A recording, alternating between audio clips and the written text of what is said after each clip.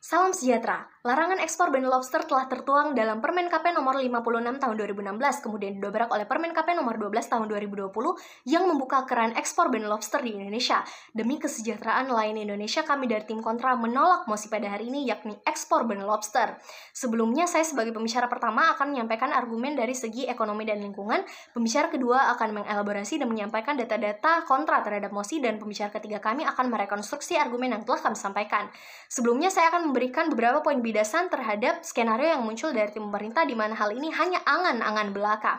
Yang pertama, jika tim pemerintah mengatakan hal ini akan menambah devisa negara, maka International Trade Center sudah membuktikan bahwa justru dengan adanya pelarangan ekspor benih lobster ini, ekspor lobster Indonesia meningkat dari 2,8 miliar menjadi 3,25 miliar US dollar.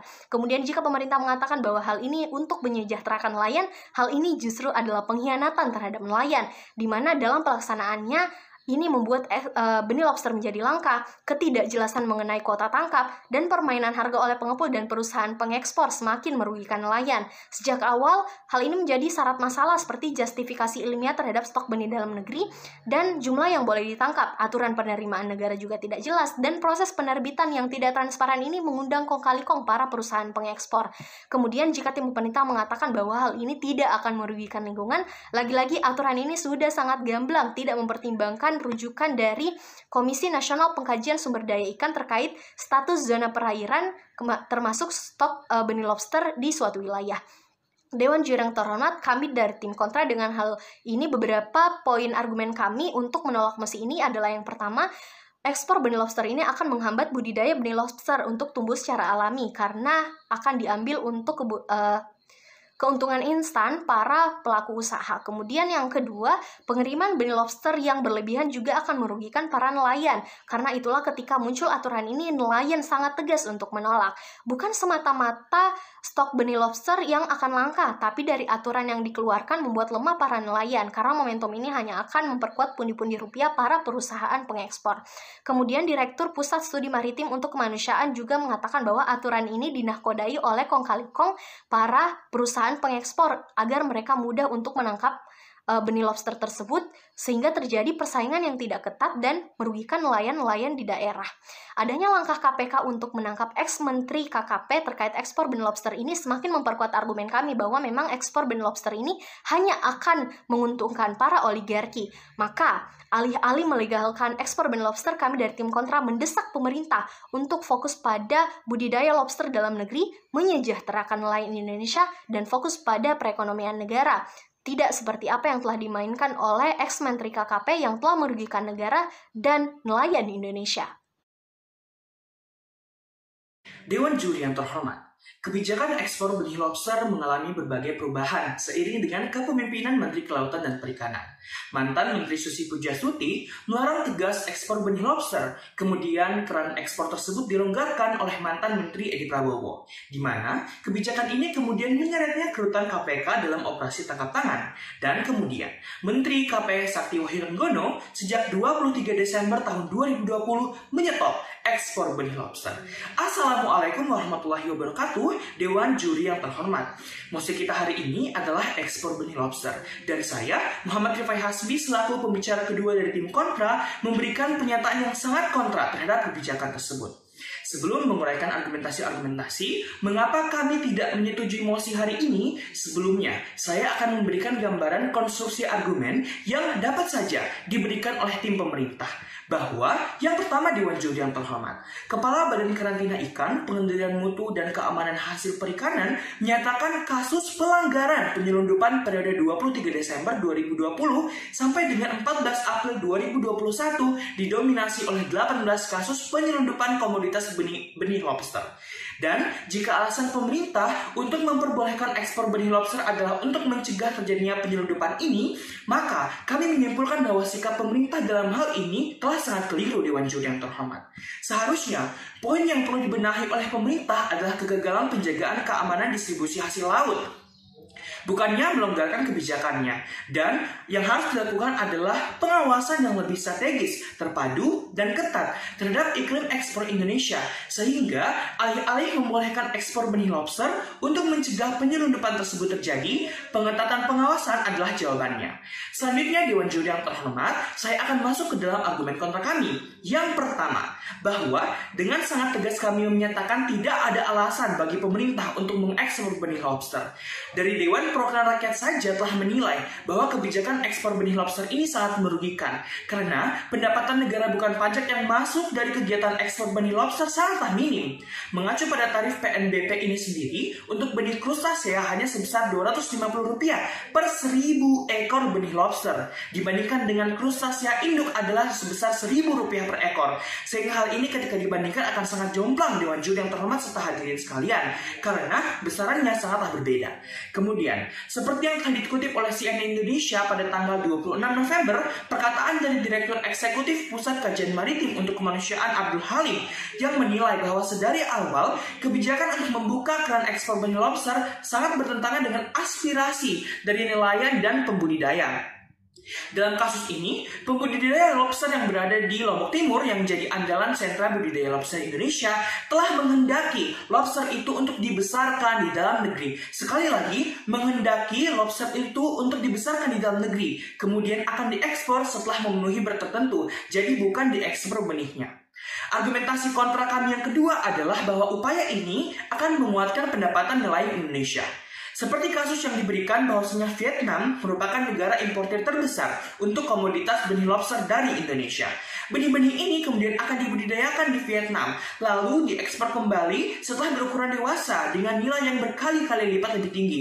Lalu kemudian, mengapa pemerintah tidak mendukung nelayan Indonesia untuk melakukan hal yang sama? Kita memiliki benih lobster, kemudian kita yang akan membudidayakannya dan kemudian mengekspor lobster tersebut. Kita akan membudidayakan lobster dan akan membuka tender ekspor lobster yang sudah dewasa, Dewan Juri yang terhormat.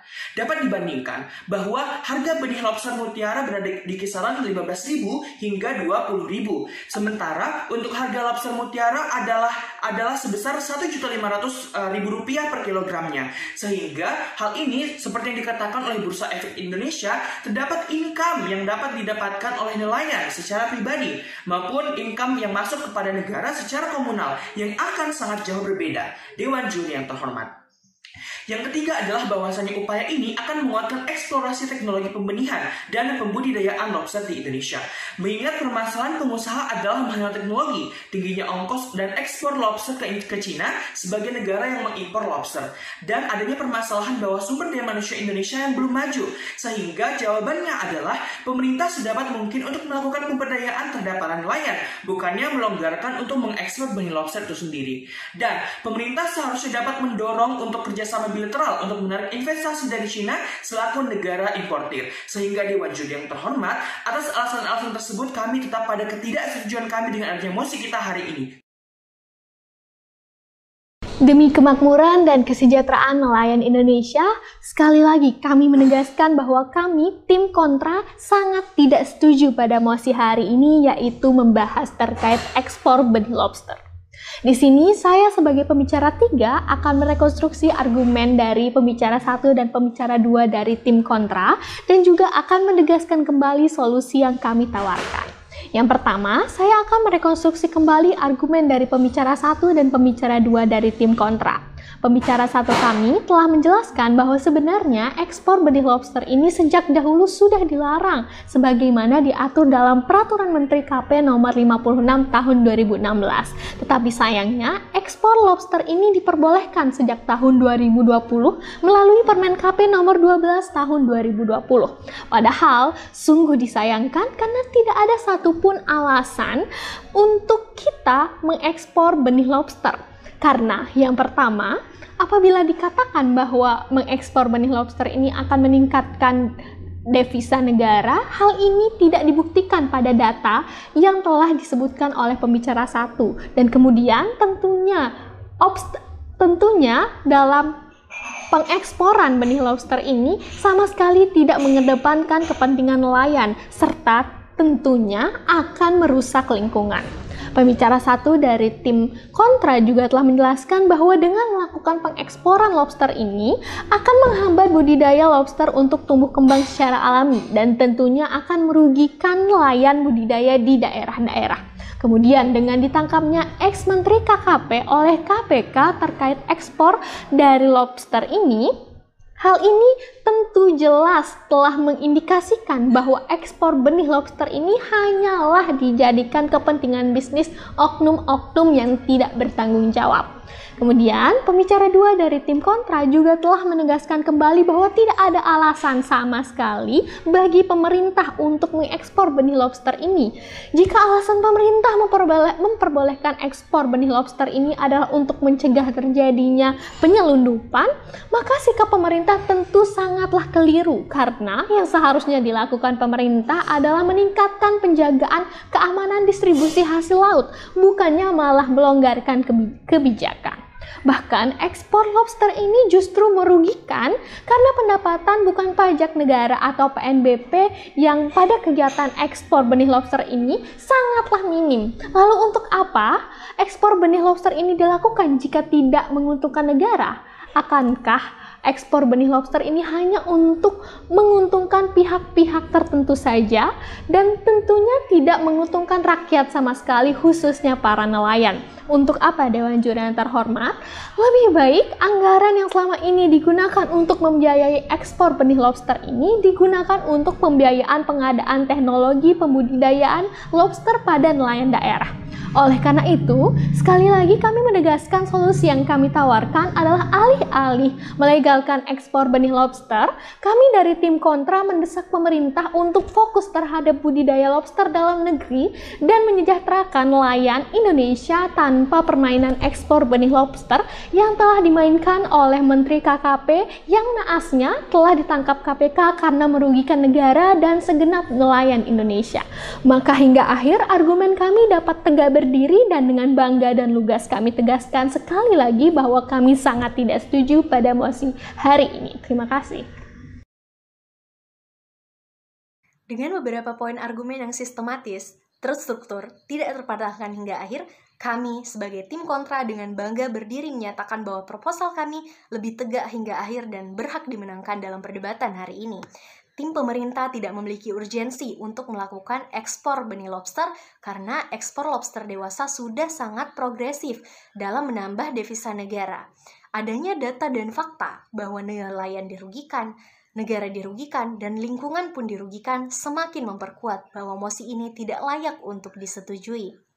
Dewan Juri yang terhormat, jalan perdebatan hari ini memperlihatkan bahwa kami dari tim kontra lebih siap dan membawa banyak argumen substantif dengan second layer argumen yang semakin memperkuat tegaknya proposal kami hingga akhir. Dengan ketidaksetujuan kami, justru nelayan akan diuntungkan, lingkungan pun akan diuntungkan, dan negara pun menjadi untung, karena ketiga hal ini sudah sepatutnya untuk dijaga dan diperjuangkan. Lagi pula, sesuai yang telah dipaparkan sebelumnya, hal ini justru akan mengeksploitasi teknologi pembenihan dan pembudidayaan lobster di Indonesia apabila ekspor benih lobster ini dilakukan. Padahal sudah semestinya pemerintah fokus pada solusi kegagalan penjagaan keamanan distribusi hasil laut, bukan membuka keran ekspor benih lobster di negara kepulauan ini. Oleh karena itu, usai sudah proposal tandingan yang kami ajukan hari ini dengan tugas-tugas pembicara yang sudah tuntas dan tegas tetap berdiri untuk menolak mosi ekspor benih lobster ini yang sangat mencekik nelayan Indonesia. Saya Nur Fadilah M. Rajab bersama rekan saya Muhammad Rifai Hasbi dan Rati Kamaradewi pamit undur diri. Wassalamualaikum warahmatullahi wabarakatuh dan salam sejahtera.